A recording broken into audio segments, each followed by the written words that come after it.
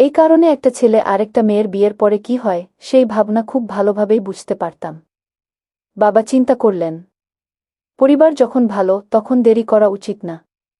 এই কারণে বাবা তাড়াতাড়ি করে আমার বিয়ের দিন তারিখ ঠিক করে ফেললেন। 7 দিন পর ভালো দিন দেখে শুক্রবারে আমার বিয়ে ঠিক করে ফেলে আমার বাবা। আর দাদা আমার বিয়ের জোগাড়যন্ত্র করতে ব্যস্ত হয়ে পড়লেন। এভাবেই দেখতে দেখতে 7 দিন পর শুক্রবারে খুব ধুমধাম করে আমার বিয়ে হয়ে গেল। আর বিয়ের পরে আমি আমার শ্বশুর বাড়িতে চলে আসলাম। শ্বশুর বাড়িতে আমার স্বামীর মামা এবং মামি মাকে বরণ করে নিলেন। তারা আজকে খুব খুশি। বিয়ের সমস্ত নিয়ম কানুন সব কিছু করার পরে আমাকে সুন্দর করে সাজানোর পরে বাসর ঘরে বসিয়ে দেওয়া হলো। আমি মাথায় ঘুমটা টেনে মাথা নিচু করে বসে আমার স্বামীর জন্য অপেক্ষা করছিলাম। সেই সময় আমার মনে অন্যরকম চিন্তা ভাবনা চলছিল। কেননা বাসর রাত সম্বন্ধে অনেক আগে থেকেই অনেক কথা শুনেছিলাম বান্ধবীদের মুখ থেকে। আমি শুনেছিলাম যে এটা নাকি জীবনের একটি স্মরণীয় রাত হয়। আমি সব কিছু চিন্তা করে খুব ঘাবড়ে যাচ্ছিলাম। কিছু সময় পরে আমার স্বামী বিজয় কুমার রুমের মধ্যে এলো।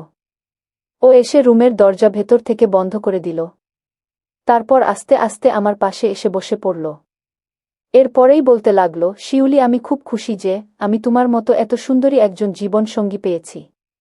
তুমি জানো শিউলি, আমি যখন 10 বছরের ছিলাম তখন আমার বাবা মায়ের এক মর্মান্তিক দুর্ঘটনায় মারা যায়। তখন থেকে আমার মামা এবং মামি নিজের সন্তানের মতো করে মানুষ করেছেন। আমাকে পড়াশোনা করিয়েছেন। আমি চুপচাপ আমার স্বামী বিজয়ের কথা শুনছিলাম। তারপরে আমি ওকে জিজ্ঞেস করলাম যে তোমার মামা মামির নিজের কোনো সন্তান নেই? এই কথার উত্তরে আমার স্বামী বিজয় কুমার বলতে লাগল যে আমার মামির বিয়ের পরে অনেক দিন অবধি কোনো সন্তান হয়নি। এরপরে মামা মামিকে অনেক বছর ধরে চিকিৎসা করালেন। তারপরে গিয়ে তিনি সন্তান সমৃদ্ধ হন। কিন্তু বাচ্চা হওয়ার সময় এলো, তখনই হঠাৎ মামির শরীর খুব খারাপ হয়ে যায়। ডাক্তারের কাছে নিয়ে গেলে ডাক্তার মামিকে চেক আপ করে বললেন মা এবং সন্তানের মধ্যে যে কোনো একজনকে তারা বাঁচাতে পারবেন। সেই সময় মামা বুঝতে পারছিলেন না যে সন্তানকে বাঁচাবেন নাকি মামিকে বাঁচাবেন। তারপর তিনি সিদ্ধান্ত নিয়ে ডাক্তারকে বলে দিলেন যে মামিকে যে কোনো উপায়ে হোক বাঁচান। সেই সময় ডাক্তার মামিকে অপারেশন করে বাঁচালেন। কিন্তু ডাক্তার এটাও বলেন দিলেন যে তিনি আর কোনো দিন মা হতে পারবে না। এই থেকে আমার মামা মামি অনেক দিন অবধি বের হতে পারেননি। এর কিছু দিন পরে আমার বাবা মা রোড অ্যাক্সিডেন্টে মারা যায়। তখন থেকেই তারা আমাকে নিজের সন্তানের মতো ভালোবেসে মানুষ করেন। যাই হোক না কেন, মামা মামির ঋণ কখনো শোধ করতে পারব না। এই কথা বলতে বলতে আমার স্বামী পায়ে কেঁদেই দিচ্ছিল। প্রায় তার চোখে জল এসেই পড়েছিল। তখন আমি আমার স্বামীকে বললাম যে তুমি এত চিন্তা করছো কেন? এখন থেকে তো আমি তোমার পাশে আছি। আমি সর্বোচ্চ চেষ্টা করব তোমার মনে শান্তি দেওয়ার জন্য এবং আমি মামা মামিকেও ঠিক বাবা মায়ের মতো দেখব। আমি তাদের এত ভালোভাবে সেবা করব যে তারা সব সময় হাসি খুশি থাকবেন। এই কথা বলার সময় আমার মধ্যে কিছুটা আবেগ অনুভূতি হচ্ছিল। এরপরে আমি আমার স্বামীকে বললাম, আজকে আমাদের বাসর রাত। তুমি কি এই সব কথা বলে সারা রাত শেষ করে দিবা নাকি? আমার মুখ থেকে এই রকম কথা শুনে আমার দিকে স্বামী এক অন্য রকম চাহনি দিল। তার চোখের দিকে তাকাতেই আমার কেমন জানি করল। জীবনে এই প্রথম কারোর দিকে এইভাবে তাকালাম। সেও আমার দিকে তাকালো। তারপর আস্তে আস্তে আমার স্বামী একটু অন্যমনস্ক হয়ে উঠল। তারপর এক পর্যায়ে আমার স্বামী আমার সাথে ভিন্ন কিছুর করার চেষ্টা করছিল। কিন্তু সে এই বিষয়ে ছিল একেবারে অনভিজ্ঞ। সে খুব একটা বেশি বুঝত না। সে একেবারেই বোকার মতো ছিল। কিন্তু আমিও তার কাছ থেকে ভালো কিছুর পাওয়ার চেষ্টা করছিলাম। কিন্তু কিছু সময় পরে আমার স্বামী আমার এখান থেকে উঠে দূরে সরে গেল। ওকে দেখে আমাকে বাহিরে বাহিরে মনে হয়েছিল, কিন্তু ভিতরে ভিতরে ততটা ছিল না। তার অবস্থা খুবই খারাপ ছিল। এই সব দেখে মনে মনে আমার খুব রাগ হচ্ছিল। আমি এই রাতের জন্য কত স্বপ্ন দেখেছিলাম আর কত স্বপ্ন নিজের মনে সাজিয়ে রেখেছিলাম। কিন্তু আমার সেই সমস্ত স্বপ্ন আর আশার উপর জল ঢেলে দিল। তার অবস্থা যে এত খারাপ তা তো আমি জানতাম না। মনে মনে খুব হতাশায় পড়ে গেলাম। আর ভাবতে লাগলাম যে একজন স্ত্রী তার স্বামীর কাছ থেকে কি চায়। আর এদিকে বিজয় কুমার হঠাৎ গভীর ঘুমে ঘুমিয়ে গেল। কিন্তু আমি একটা তৃষ্ণার্ত কাকের মতো হয়ে আছিলাম। আমার মন তখন অন্য কিছু চাচ্ছিল। এইভাবে অন্যমনস্ক হয়ে হঠাৎ আমিও ঘুমিয়ে পড়লাম। কখন যে সকাল হয়ে গেল বুঝতে পারলাম না।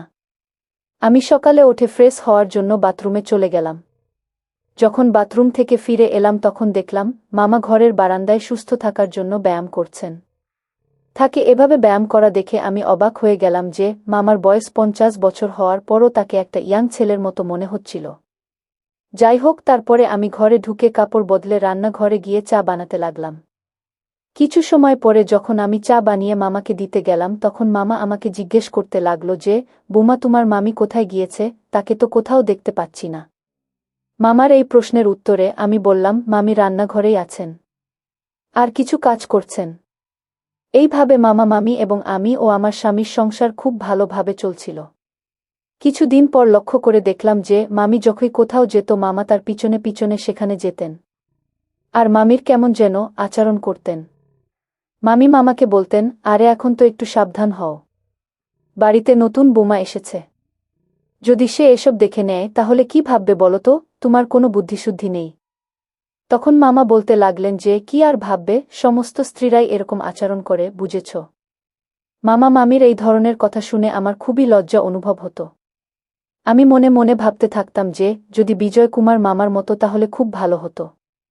এভাবে দেখতে দেখতে 15 দিন চলে গেল। এরপর এক রাতে আমি যখন ওয়াশ রুমে যাচ্ছিলাম তখন মামার ঘর থেকে কেমন জানি একটা শব্দ শুনতে পেলাম। এই রকম শব্দ শুনে আমি খুব হতবাক হয়ে গেলাম। আর মনে মনে ভাবতে লাগলাম যে মামার এত বয়স হয়ে গেছে তারপরও মামা। মনে মনে কল্পনা করতে লাগলাম আর জানার চেষ্টা করতে লাগলাম যে ভিতরে কি হচ্ছে। অবশেষ আমি ঘরের জানালা দিয়ে যা দেখতে পেলাম তা দেখে সত্যিই আমি হতবাক হয়ে গিয়েছিলাম। কারণ মামি আর মামা এমন কিছু করছিল যা আমি কখনো আশা করিনি। আমি কোনো রকমভাবে সেখান থেকে নিজের রুমে চলে আসলাম। রুমে এসে বিজয় কুমারকে উৎসাহিত করতে লাগলাম। কিন্তু ও এত গভীর ঘুমে ছিল যে ওর কোনো কিছুর অনুভব হচ্ছিল না। তাই বাধ্য হয়ে আমি কোনো রকমভাবে অন্যমনস্ক হয়ে ঘুমানোর চেষ্টা করলাম। যখন সকাল হলো তখন আমার স্বামী নিজের কর্মে যাওয়ার জন্য রেডি হচ্ছিল। আসলে ওর ছুটি শেষ হয়ে গিয়েছিল। আমার স্বামী বিজয় কুমার শহরে বাড়ি ভাড়া নিয়ে সেখানে থেকেই নিজের চাকরি করত। তাই 1 মাস পর পর বাড়িতে আসতেন। আমি রান্নাঘরে গিয়ে ওর জন্য নাস্তা বানালাম। তারপর ওকে নাস্তা খেতে দিলাম। ও নাস্তা খাওয়ার পর শহরের উদ্দেশ্যে বেরিয়ে পড়লেন। আর আমি মন খারাপ করে বসে রইলাম।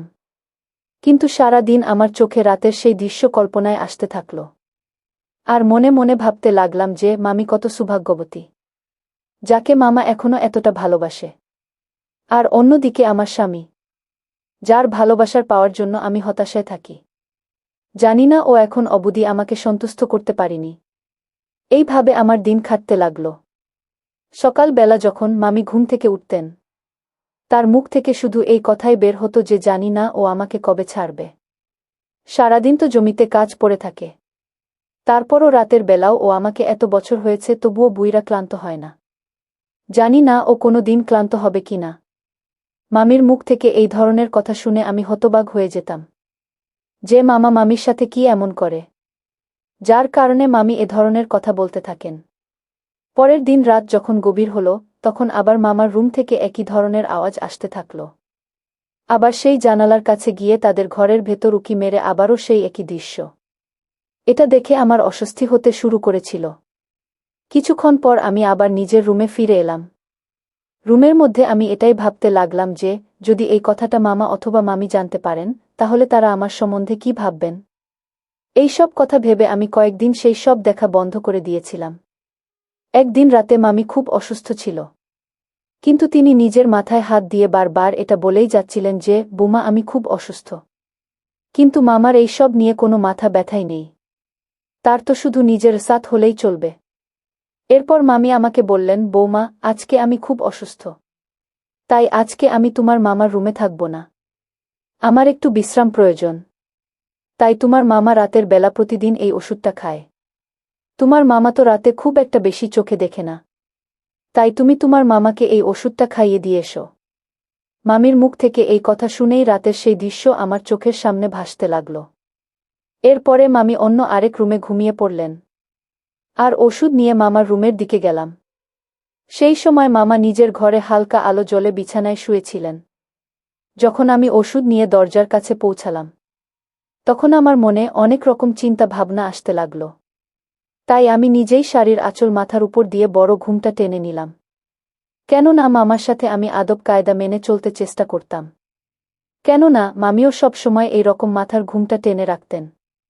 সেই সময় আমি নিজেই চেহারা পুরো মামির মতো করে নিয়ে রুমের ভেতর চলে এলাম। আমি তাড়াতাড়ি করে মামাকে রাতের ওষুধ সেবন করিয়ে যখন ফিরে আসতে শুরু করলাম, তখনই মামা মামি মনে করে আমাকে আর ওখান থেকে আসতে দিচ্ছেন না। আমি তাড়াতাড়ি করে নিজের মুখ ডেকে নিলাম, যাতে তিনি আমার মুখ দেখতে না পান। এরপর তিনি সেই রকম আচরণ করতে লাগলেন, যেমনটা তিনি মামির সাথে করতেন। অনেকক্ষণ পরে তিনি ক্লান্ত হয়ে ঘুমিয়ে পড়লেন। তারপর আমি সেখান থেকে উঠে নিজের ঘরে চলে এলাম।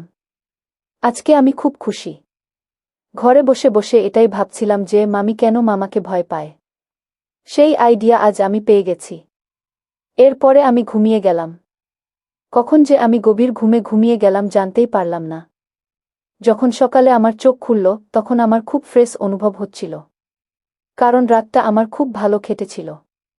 ঘুম থেকে উঠে কিছু সময় পর বাইরে বের হয়ে নিজের ঘরে গিয়ে সাজগুজ পরলাম। তারপরে মামির কাছে গিয়ে দেখলাম যে সে এখনো খুব অসুস্থ।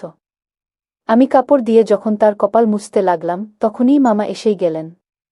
আর জিজ্ঞেস করলেন যে, বুমা, এখন তোমার মামির অবস্থা কেমন? আমি তার প্রশ্নের উত্তরে বললাম, এখন সব ঠিক আছে মামা। শরীরের জ্বর কিছুটা কমেছে। কথা বলতেই বলতেই সেই সময় আমি অনুভব করলাম যে মামা আমার দিকে কেমনভাবে যেন তাকিয়ে রইলেন।